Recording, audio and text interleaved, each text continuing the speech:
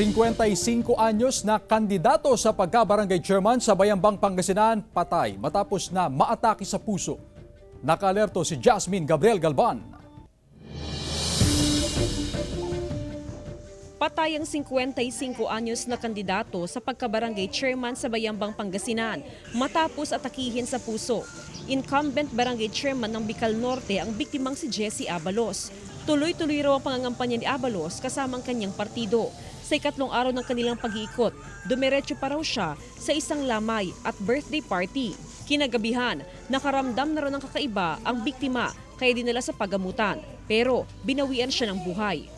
Sa death certificate, lumalabas na hypertension ang sanhi ng pagkamatay ng biktima. Posible rin na napagod ang biktima sa pangangampanya ayon sa kaanak. Umuulan-ulan nun eh. O, kaya, Dumaan pa kayo ng ano, ma'am? dumaan pa kami ng patay tapos yung sa birthday. Kasi imbitado naman siya. Kaya sige, tuloy muna tayo doon sa imbitado kasi tawag ng tawag daw eh. Kaya pag ganyan kasi, pag may tumatawag sa kanya, kailangan gusto niya puntahan niya. Kahit wala pang itong kampanyahan, basta may tumawag siya, pinupuntahan niya.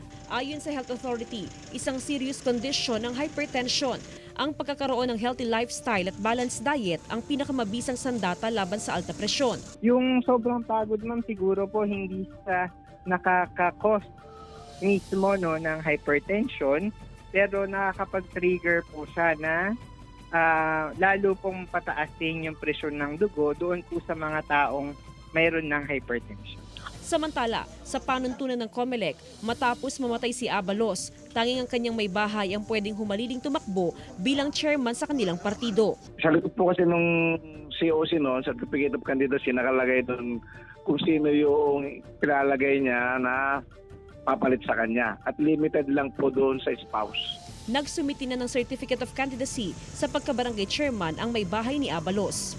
Kasama si Jing Dacanay, Jasmine Gabriel Galban, One North Central Luzon.